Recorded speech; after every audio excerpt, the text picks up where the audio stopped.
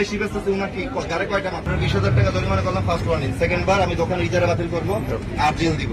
হযরত শাহজালাল আন্তর্জাতিক বিমানবন্দরের নির্বাহী ম্যাজিস্ট্রেট KM আবু নওশাদ বর্তমানে তার সাহস এবং জনহিতকর পদক্ষেপের কারণে দেশ জুড়ে বেশ আলোচিত। KM Abu Naushad BCS cadre একজন কর্মকর্তা। তিনি নির্বাহী ম্যাজিস্ট্রেট হিসেবে দায়িত্ব পালনের পূর্বে প্রশাসনের বিভিন্ন গুরুত্বপূর্ণ স্তরে কাজ করেছেন। সাধারণত BCS ক্যাডার কর্মকর্তাদের দেশের নামকরা বিশ্ববিদ্যালয় থেকে উচ্চশিক্ষা শেষ করে কঠোর প্রতিযোগিতামূলক পরীক্ষার মাধ্যমে নিয়োগ দেওয়া হয়। তিনি বর্তমানে হযরত শাহজালাল আন্তর্জাতিক বিমানবন্দরের নির্বাহী ম্যাজিস্ট্রেট হিসেবে দায়িত্ব পালন করছেন।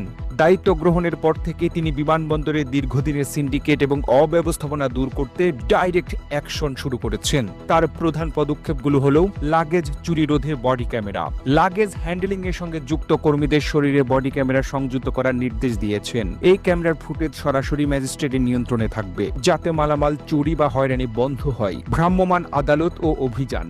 বিমানবন্দরের টার্মিনালে দালাল চক্রের দৌরাত্ম্য কমাতে তিনি নিজে স্কুটারে চড়ে বিভিন্ন পয়েন্ট পরিদর্শন করেন এবং অপরাধীদের হাতে নাতে ধরে জেল জরিমানা করছেন। অতিরিক্ত মূল্য নিয়ন্ত্রণ। বিমানবন্দরের ক্যান্টিন ও দোকানগুলোতে খাবারের অতিরিক্ত দাম রাখা এবং বাসি খাবার বিক্রির বিরুদ্ধে তিনি নিয়মিত কঠোর অভিযান চালাচ্ছেন।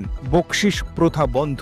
বিশেষ করে ওয়াশরুমে পরিচ্ছন্নতা কর্মী বা অন্যান্য স্টাফদের মাধ্যমে যাত্রীদের কাছ থেকে জোর করে বকশিশ আদায় বন্ধে তিনি জিরো টলারেন্স নীতি গ্রহণ করেছেন। যাত্রী সহায়তা ডেস্ক। প্রবাসীদের জন্য কার্যকর হেল্প ডেস্ক সক্রিয় করা এবং সরাসরি ম্যাজিস্ট্রেটের সঙ্গে যোগাযোগের